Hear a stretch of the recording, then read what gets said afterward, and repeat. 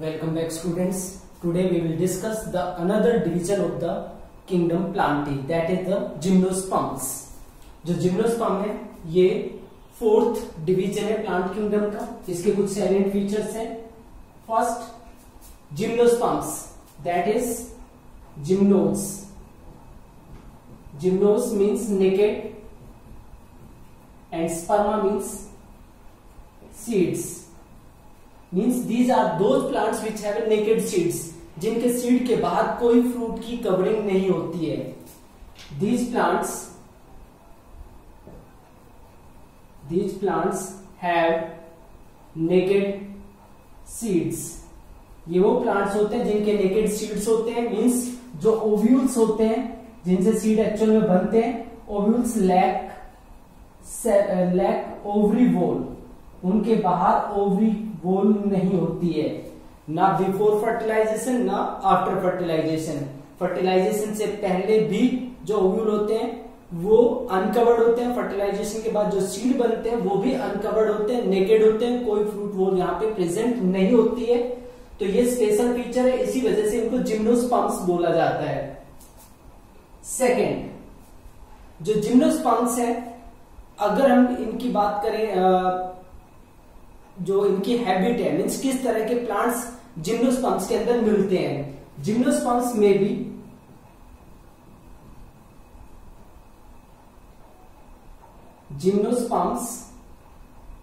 में भी serves small trees और लार्ज ट्रीज. सभी तरह की फॉर्म में मिल जाते हैं. सर्व का एक एग्जांपल जैसे रोज प्लांट होता है. रोज प्लांट पेरिनियल होता है, कई साल तक सर्वाइव करता है और उसकी बुशेस बन जाती है, झाड़ियां बन जाती हैं. तो उसका जो बॉटम पार्ट होता है वो वुडी होता है और ऊपर वाला पार्ट डेलिकेट होता है, काफी सॉफ्ट होता है. तो इस तरह के प्लांट जो होते हैं वो सर्व्स होते हैं. स्मॉल हाइट वाले ट्रीज हो सकते हैं और लार्ज ट्रीज भी इसमें प्रेजेंट हो सकते हैं. जैसे one of the largest tree belongs to gymnosperms. सबसे बड़े ट्रीज में से एक ट्री जिम्नोस्पर्म से बिलोंग करता है, that is redwood tree. That is square. जो स्क्वायर ट्री है, रेडवुड ट्री, ये काफी बड़ा ट्री होता है और इसकी हाइट अबाउट 114 मीटर तक होती है. तो रेडवुड ट्री जो है वो सबसे बड़ा ट्री होता है या सबसे बड़े ट्रीज में से एक होता है और ये जिम्नोस्पर्म से बिलोंग करता है. तो जिम्नोस्पर्म में जो प्लांट्स है वो सभी तरह के हो सकते हैं. सर्व्स हो सकते हैं, स्मॉल हाइट के प्लांट हो सकते हैं और जो लार्ज हाइट है उसके प्लांट भी इसमें इंक्लूड हो सकते हैं. नेक्स्ट थिंग, अगर टेरिडोफाइट से कंपैरिजन करते हैं हम यहाँ पे, तो टेरिडोफाइट के कंपैरिजन में यहाँ पे ज्यादा डिफरेंशिएटेड यानी कि और भी ज्यादा कॉम्प्लिकेटेड बॉडी होती है. और टेरिडोफाइटा की तरह यहाँ पे भी जो मेन यानी कि डोमिनेंट प्लांट बॉडी वो स्पोरोफाइट होती है. Dominant plant body is sporophyte, यानी कि स्पोर प्रोड्यूसिंग बॉडी यहाँ पे डोमिनेंट होती है, मेनली वो एग्जिस्ट करती है. अब जो स्पोरोफाइट प्लांट बॉडी है वो डिफरेंशिएटेड होती है 3 पार्ट्स में, रूट, स्टेम और लीव्स के अंदर. Sporophyte plant body is well differentiated into root, stem and leaves. इनके अंदर काफी अच्छे से डिफरेंशिएट होती है. मीन्स ये पार्ट बिल्कुल क्लियर कट रिप्रेजेंट किए जाते हैं प्लांट्स के थ्रू. तो सबसे पहले हम बात करते हैं स्टेम की. इनके अंदर जो स्टेम है वो किस तरह का होता है. तो जिम्नोस्पर्म्स के अंदर जो स्टेम होता है वो अनब्रांच्ड हो सकता है और ब्रांच्ड भी हो सकता है. स्टेम में बी अनब्रांच्ड. एग्जाम्पल साइकस एक ऐसा प्लांट होता है जिसमें कोई ब्रांचिंग स्टेम की नहीं होती. मीन्स जो स्टेम है वो छोटा सा होता है और उसके ऊपर रोस्टे ऑफ लीव्स इस तरीके से प्रेजेंट होते हैं। इस तरह का प्लांट आपने गार्डन में देखा होगा, जैसे डेट का, खजूर का पेड़ होता है, वो तो काफी लंबी हाइट का होता है, बहुत छोटा सा होता है इसका स्टेम और ये काफी दूर तक फैला होता है और इसके जो लीव्स होते हैं काफी लेदरी होते हैं। आरपीएस स्कूल के जो ग्राउंड है वहां पे आपको इस तरह का जो प्लांट है वो देखने को मिल जाएगा। तो साइकस जो प्लांट है वहां पे स्टेम अनब्रांच्ड होता है। इसी तरीके से स्टेम में भी ब्रांच्ड, स्टेम ब्रांच्ड भी हो सकता है, लाइक पाइनस। पाइनस के अंदर स्टेम ब्रांच होता है। यहाँ पे जो ब्रांच होते हैं या ये कह सकते हैं जिनमें स्टेम ब्रांच होता है उसमें जो मेन स्टेम होता है उसके साथ में जो छोटी ब्रांचेज होती हैं उनको ड्वार्फ शूट बोला जाता है। स्मॉल ब्रांचेस, स्मॉल ब्रांचेज को ड्वार्फ शूट बोला जाता है। और ड्वार्फ शूट के ऊपर जैसे अगर मान लो ये प्लांट है, ये मेन स्टेम है, तो इसकी काफी सारी ब्रांचेज इस तरीके से राइज हो जाती हैं। इन ब्रांचेज को ड्वार्फ शूट बोलते हैं और इसके ऊपर काफी सारे लीव्स प्रेजेंट होते हैं। पाइनस, जो पाइनस प्लांट है उसमें नीडल लाइक लीव्स होते हैं, तो उसकी में इस तरीके की अरेंजमेंट होती है। मेन स्टेम हो गया, उसकी ब्रांच को ड्वार्फ शूट बोलते हैं और उसके ऊपर क्लस्टर ऑफ लीव्स प्रेजेंट होते हैं। तो स्टेम अनब्रांच हो सकता है और ब्रांच हो सकता है। नेक्स्ट थिंग आती है रूट। इन प्लांट्स के अंदर रूट किस तरह की होती है? They have tap root system, they have tap root system. इनके अंदर टैप रूट सिस्टम होता है। टैप रूट सिस्टम का मतलब जो मेन रूट होती है वो काफी थिक होती है, इलोंगेटेड होती है और बाकी जो रूट्स है उसी से अराइज होते हैं। यानी कि यहाँ पे मेन रूट के साथ पूरा जो ये कह सकते हैं ब्रांच या नेटवर्क बना होता है। जैसे अगर स्टेम का पार्ट ये है, स्टेम के नीचे ये मेन रूट होती है जो रेडिकल से डेवलप होती है, जिसको हम बोलते हैं प्राइमरी रूट। और प्राइमरी रूट के साथ में जो सेकेंडरी रूट्स हैं वो अराइज हो जाती हैं और उनके साथ में टर्सरी रूट्स। तो पूरा जो नेटवर्क बना होता है primary root along with its branches, that known as tap root system. Primary root जो मेन रूट होती है, primary root along with branches. Primary root अपनी ब्रांचेज के साथ कॉन्स्टिट्यूट करते हैं टैप रूट सिस्टम को। तो इनके अंदर टैप रूट सिस्टम प्रेजेंट होता है। अब इसके अंदर कुछ मेंबर ऐसे हैं जिसमें रूट्स फंगस के साथ या कुछ साइनोबैक्टीरिया के साथ एसोसिएट होती है किसी पर्टिकुलर वर्क के लिए। तो यहाँ पे जिम्नोज का मतलब होता है नेक्ड, स्पर्मा का मतलब सीड, मींस ये नेकेड सीड बियरिंग प्लांट्स होते हैं। जिम्नोस्पर्म सब स्मॉल ट्रीज और लार्ज ट्रीज हो सकते हैं। सबसे बड़े ट्रीज में इसका रेडवुड ट्री आता है। डोमिनेंट प्लांट बॉडी यहाँ पे स्पोरोफाइट होती है। स्पोरोफाइट अपने आप को रूट, स्टेम और लीव्स के अंदर डिफरेंशिएट करती है। स्टेम अनब्रांच्ड हो सकता है, ब्रांच्ड हो सकता है और जो रूट है यहाँ पे टैप रूट सिस्टम यहाँ पे प्रेजेंट होता है।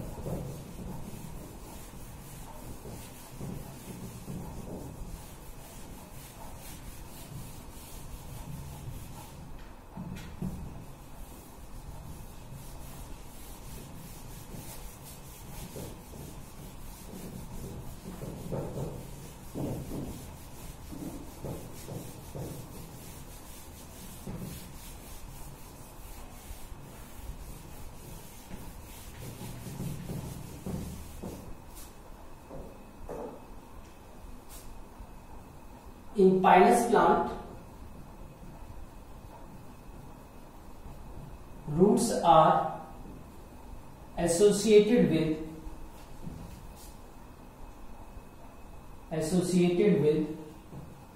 fungus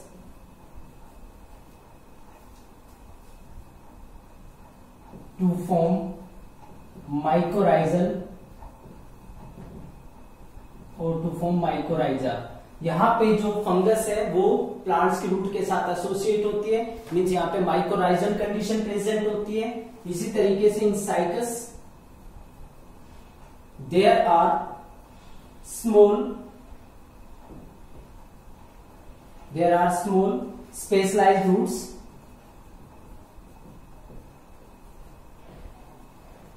there are small specialized roots called coralloid roots. यहां पे छोटी स्पेशलाइज्ड रूट्स होते हैं जिनको coralloid roots बोलते हैं. associated with ये जो coralloid roots हैं ये एसोसिएट होती हैं associated with nitrogen fixing cyanobacteria. Nitrogen fixing cyanobacteria के साथ वो रूट्स एसोसिएट होते हैं. उन रूट्स के साथ साइनोबैक्टीरिया प्रेजेंट होते हैं जो नाइट्रोजन फिक्सेशन में हेल्प करते हैं. तो यहाँ पे जो रूट्स हैं वो स्पेशल एसोसिएशन भी शो करती हैं. नेक्स्ट थिंग आती है लीव्स. जिम्नोस्पर्म्स में लीव्स किस तरह के होते हैं? तो जिम्नोस्पर्म्स के अंदर जो लीव्स हैं सिंपल और कंपाउंड दोनों तरह के लीव्स होते हैं. दैट इज लीव्स में बी सिंपल एंड कंपाउंड और सिंपल और कंपाउंड. अब ये सिंपल और कंपाउंड लीव्स का मतलब क्या होता है? जैसे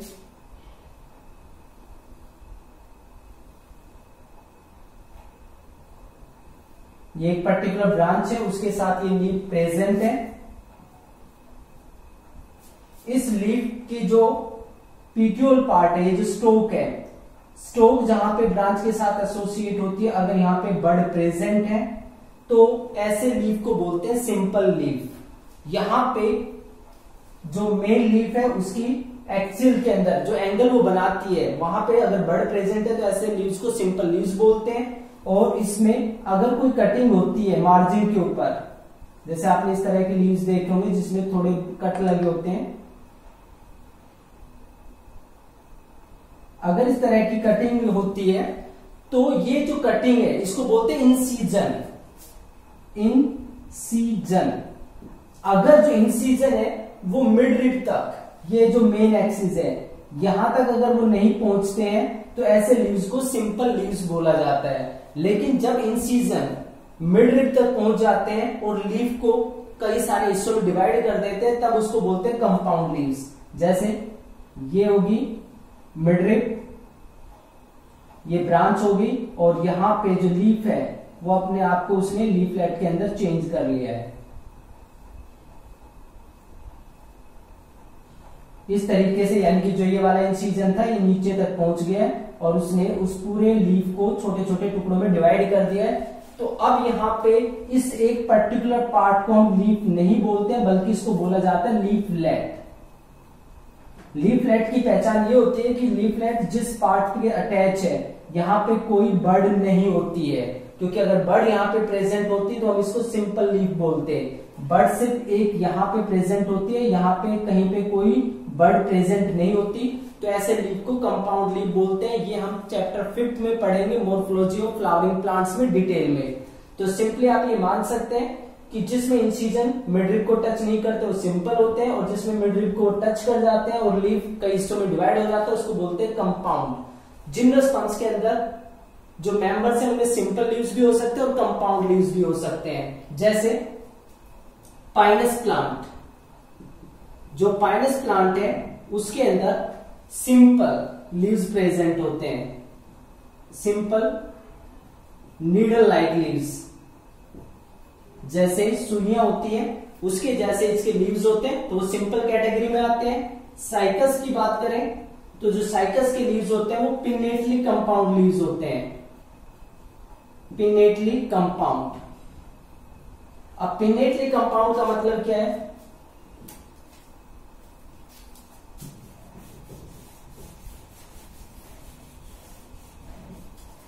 जैसे ये हमारे पास एक लीफ है, ये इसकी मिडरिब है.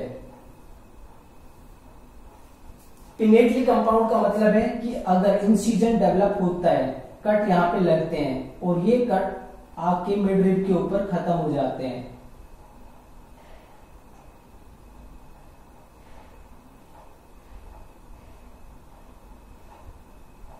अगर इस तरीके से खत्म होते हैं मिडरिब के ऊपर तो इस तरीके के लीव्स को बोलते हैं pinnately compound leaves.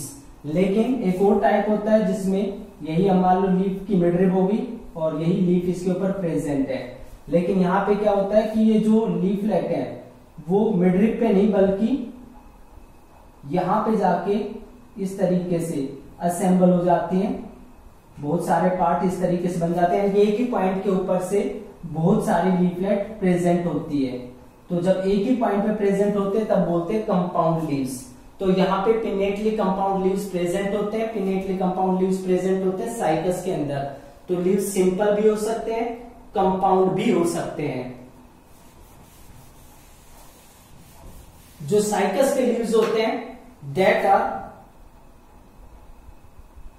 Perennial leaves. Perennial leaves, perennial leaves का मतलब होता है that they can remain on the plant for many generations. कई जनरेशन तक ये लीव्स प्रेजेंट रह सकते हैं प्लांट के ऊपर।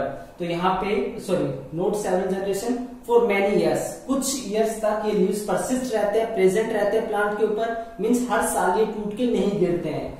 तो ये पेरिनियल लीव्स होते हैं। अब जो लीव्स होते हैं जिम्नोस्पर्म्स के अंदर, ये हाईली स्पेशलाइज्ड होते हैं to bear the extreme of temperature, humidity and wind. Means हवा से, टेम्परेचर से और ह्यूमिडिटी, इन सब के अगेंस्ट ये रेजिस्टेंट होते हैं। Leaves are highly resistant, leaves are highly resistant to extreme of temperature, high temperature से, ह्यूमिडिटी से एंड विंड। जो हवा चलती है तेज, उससे भी लीव्स का ब्रेकअप हो सकता है, तो उससे भी ये रेजिस्टेंस प्रोवाइड करते हैं। इसके अलावा जो यहाँ पे लीव्स होते हैं, जैसे अब पाइनस के अंदर नीडल शेप्ड लीव्स होते हैं। Needle shaped leaves, needle shaped leaves of Pinus reduce transpiration. ये ट्रांसपिरेशन यानी कि वाटर के लॉस को कम कर देते हैं, क्योंकि नीडल शेप लीव्स है तो सरफेस एरिया कम हो जाता है, जिससे वाटर का लॉस भी कम हो जाता है। तो पाइनस के अंदर नीडल के जैसे लीव्स होते हैं जो ट्रांसपिरेशन को कम करते हैं। इसके अलावा ट्रांसपिरेशन को कम करने के लिए इनके लीव्स के ऊपर थिक क्यूटिकल की लेयर होती है और स्टोमेटा संकन होते हैं, सिकुड़े होते हैं, जिससे वाटर लॉस और भी कम होता है। Leaf surface is covered by thick cuticle,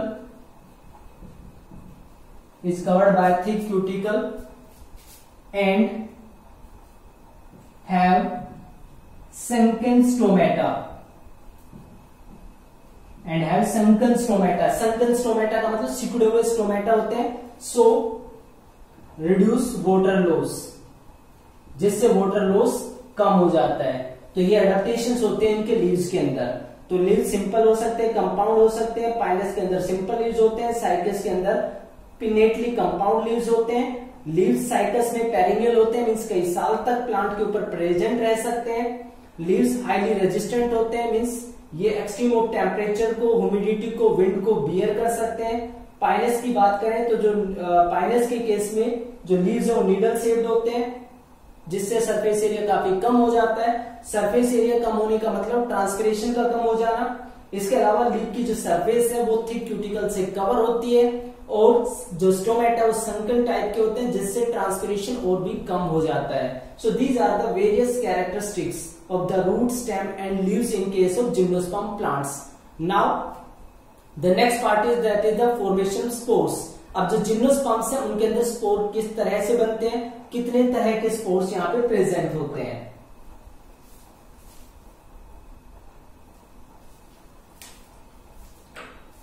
Now gymnosperms are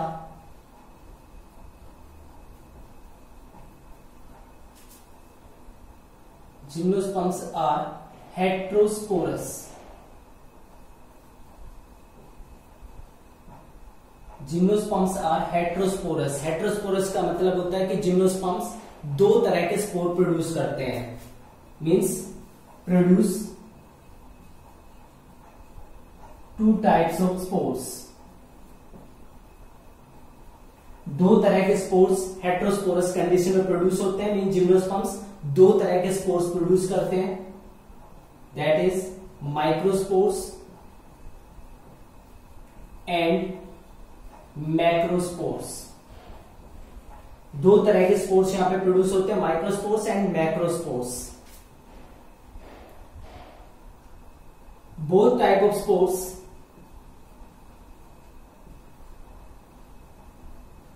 are produced in sporangia।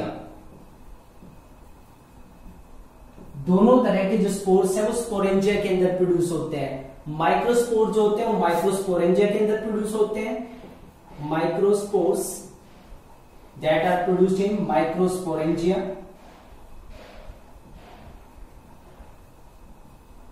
और जो मेगास्पोर्स हैं या मैक्रोस्पोर्स हैं they are produced in macrosporangia. Means sporangia जो बॉडीज होती हैं उनके अंदर स्पोर्स प्रोड्यूस होते हैं, माइक्रोस्पोर जो है वो माइक्रोस्पोरेंजिया के अंदर प्रोड्यूस होते हैं, मैक्रोस्पोर या मेगास्पोर्स जो होते हैं वो मेगास्पोरेंजिया या मैक्रोस्पोरेंजिया के अंदर प्रोड्यूस होते हैं। अब जो स्पोरेंजिया ये प्रेजेंट कहां पे होते हैं, तो एक्चुअल में जो sporangia that are attached to the leaf like structures called sporophylls.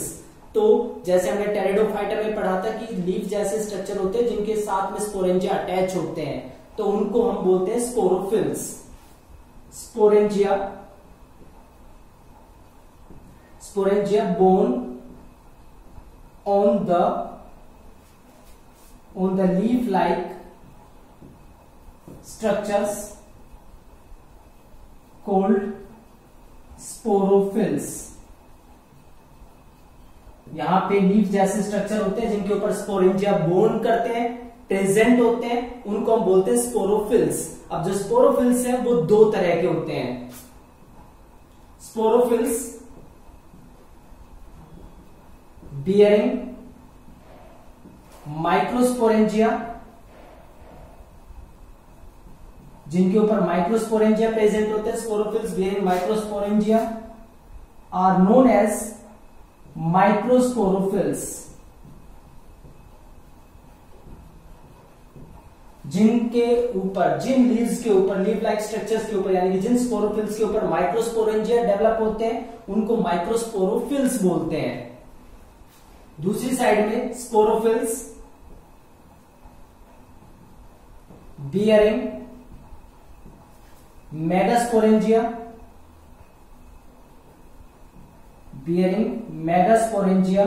that are known as that is macrosporophils or megasporophils।